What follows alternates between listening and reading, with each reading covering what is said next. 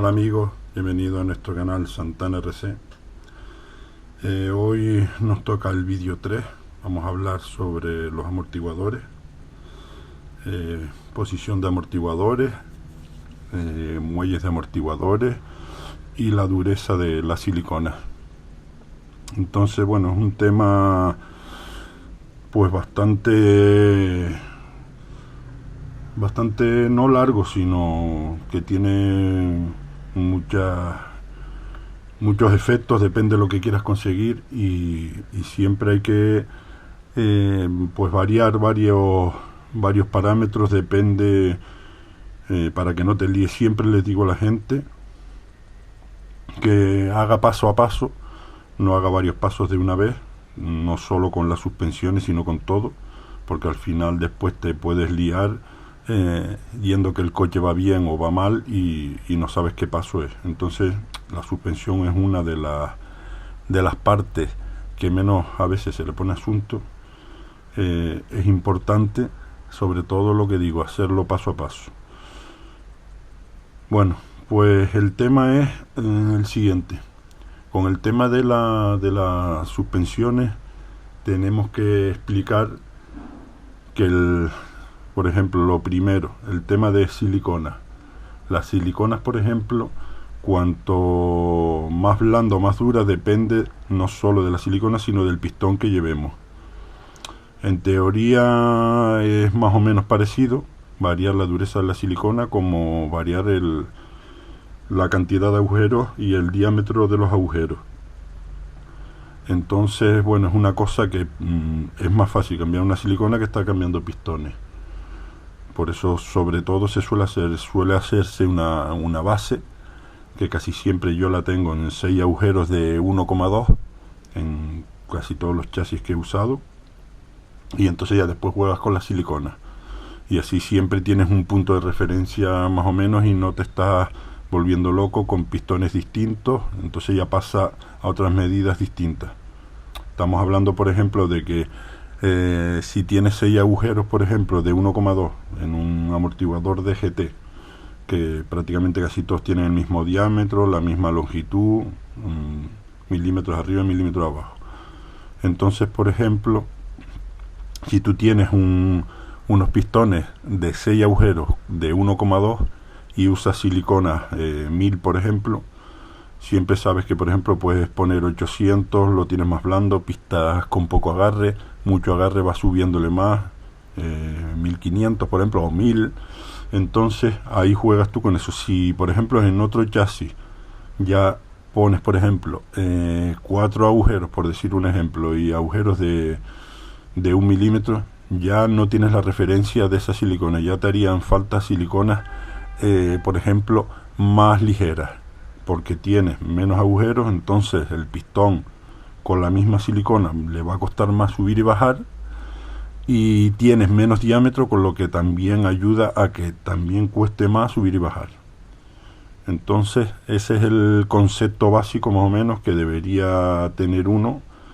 Yo, por ejemplo, siempre parto de eso, 6 agujeros 1,2, pero puedes partir de varios, porque siempre hay, casi todo se ha estandarizado en 6 agujeros, por lo menos en el tema GT, y tienes agujeros de 1,2, tienes agujeros de 1,4, 1,3, 1,1, depende lo que quieras hacer, pero es una base buena para partir de siliconas de 1000, 1200, 900, 800, por ahí. Entonces el tema de la silicona es lo de siempre. Cuanto más dura, por ejemplo, cuanto más espesa es la silicona, pues hace que el coche, el amortiguador, perdón, sea pues más duro, ¿entiendes? Tanto subiendo como bajando. Entonces la transferencia de pesos de adelante a atrás o de un lado al otro, las transferencias de peso, lo hace más lento, por ejemplo. Entonces eso suele ser bueno para pistas rápidas, con curvas rápidas, o con pistas, por ejemplo, con mucho agarre, por ejemplo.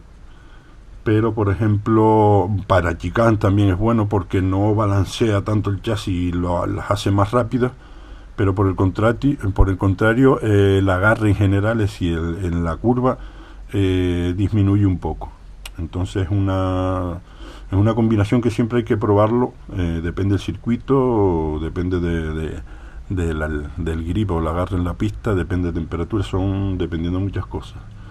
Pero es una cosa que siempre hay que probar. Siempre se parte de un setup base que tienen casi todos los chasis, y entonces pues dependiendo de eso vamos probando un poco más duro, un poco más blando, y ya vamos viendo. El tema de los muelles, pues más o menos lo mismo.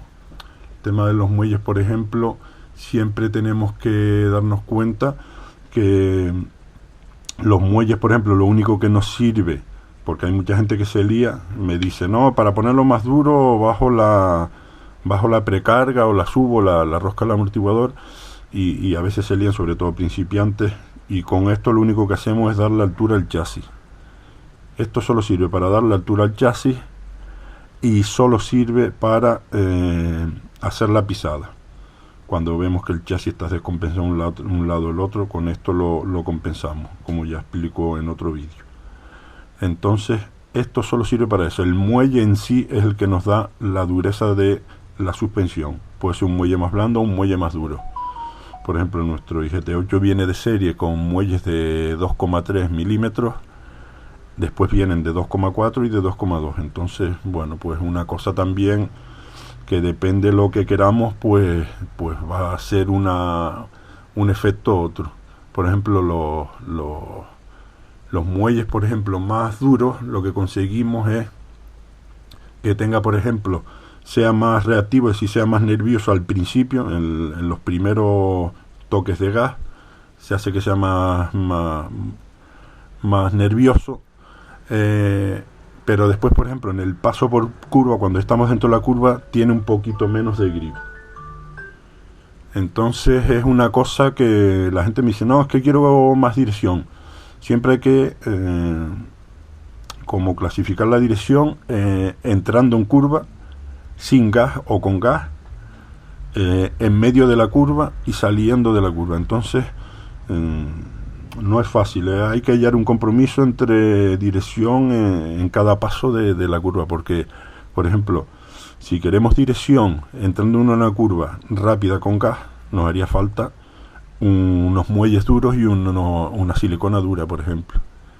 Por el contrario, cuando entramos en una curva lenta de un circuito muy virado y queremos dirección sin gas, nos hace falta, por ejemplo, un muelle más blando, por ejemplo, dependiendo del caso, porque, por ejemplo, siempre si ponemos un muelle duro, lo que conseguimos es que al primer toque de gas el coche nos obedezca, pero después de ese primer paso inicial lo que hace es deslizar. Entonces no es tan fácil de explicar. Es como vamos entrando, por ejemplo, a ver si lo puedo explicar de alguna manera. Nosotros vamos entrando la curva hacia la derecha, venimos con el chasis. Si tenemos amortiguación dura, lo que hacemos es, desde que le demos un primer toque de gas, el coche va a intentar, el chasis va a intentar meterse, pero desde que se meta en medio de la curva, después desliza, ¿entiendes? Se va abriendo en la curva. ¿Por qué? Porque es tan duro que el chasis no carga peso delante. Al ser duro, lo que hace es que es reactivo, es decir, nos obedece la dirección súper bien, por eso es bueno en cambios de dirección, en chicane, pero después, por el contrario, ya metido en la curva, la suspensión dura lo que hace es que desliza un poco. Entonces, depende de lo que queramos, claro, nos hará falta una cosa u otra. Saliendo, 3/4 es lo mismo. Si, por ejemplo, nosotros salimos en una curva y aceleramos, si tenemos la dirección, la suspensión dura, el chasis no balancea, no carga peso en la rueda de atrás. Entonces lo que hace es que al principio tiene un poquito más de grip, pero puede botar el culo más rápido porque no tiene ese peso en la rueda trasera donde más peso hay.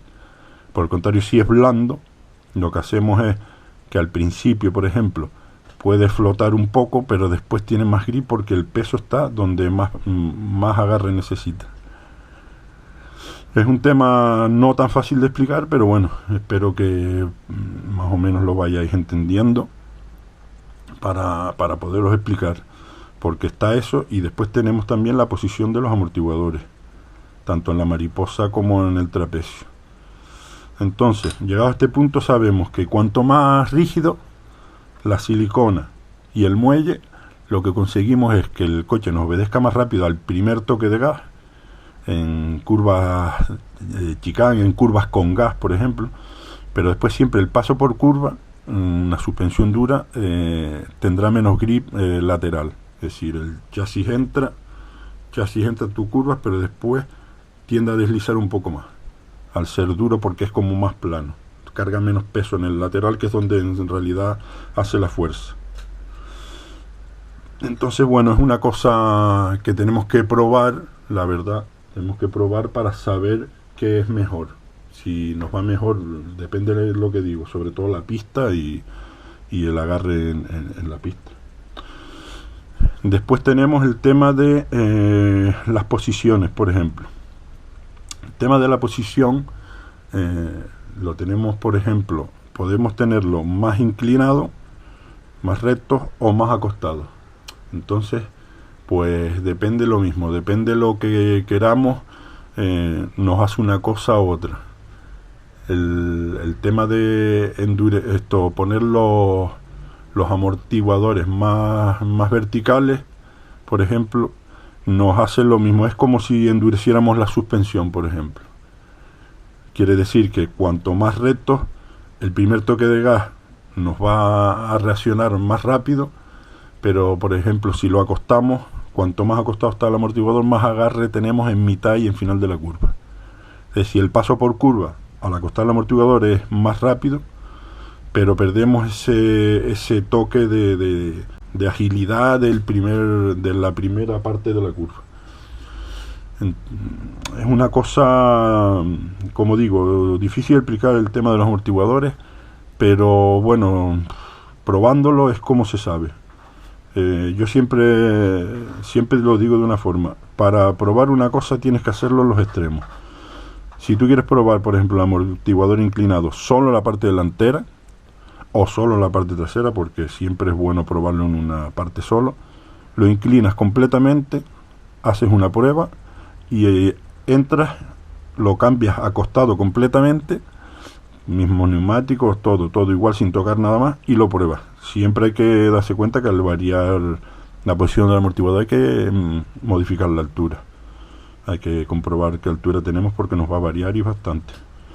Entonces, es una cosa que no es tan fácil de explicar, pero después al probarlo te das cuenta de lo que hace, porque es una sensación un poco extraña. Por ejemplo, si tú inclinas los amortiguadores traseros, lo que vas a conseguir de entrada es tener más dirección adelante. Tú inclinas los amortiguadores, vas a tener más dirección al principio de la curva y en mitad de la curva. Entonces, claro, tienes que ver, por ejemplo, lo que te pida el chasis y lo que te pida tu conducción, porque la gente siempre dice: oye, pásame el setup que usan ustedes, y yo les digo siempre, aquí tienes el setup, pero tienes que probarlo como tú lo tenías, por ejemplo, de serie, y después probar ese setup para ver la diferencia que hay, porque hay gente que por estilo de conducción o lo que sea, pues no te va ese setup, ¿entiendes? Y tienes que variar cosas. Entonces, por eso siempre es bueno ir probándolo a tu manera, y siempre paso por paso, un paso, después otro paso, así. Lo que estaba hablando, por ejemplo, posición de los amortiguadores. Cuanto más inclinados detrás, tenemos más dirección, por ejemplo, en la parte delantera, y conseguimos, por ejemplo, que la parte trasera sea más estable saliendo con gas, pero entrando puede deslizar un poco más. Por el contrario, si los acostamos, al ablandar la suspensión, entrando en curva es más suave, si nos agarrará más entrando, pero saliendo se hunde más, con lo que hace esto, y esta rueda se levanta. Entonces tenemos menos dirección saliendo. Por eso digo que siempre es un compromiso de ir probando, depende de lo que te haga falta. Por el contrario, delante, cuanto más los inclinemos, más dirección tendremos al principio de la curva, pero dentro de la curva tendremos menos dirección, es decir, menos agarre. entramos, se agarra, pero después nos tiende a deslizar un poco o a abrirse un poco.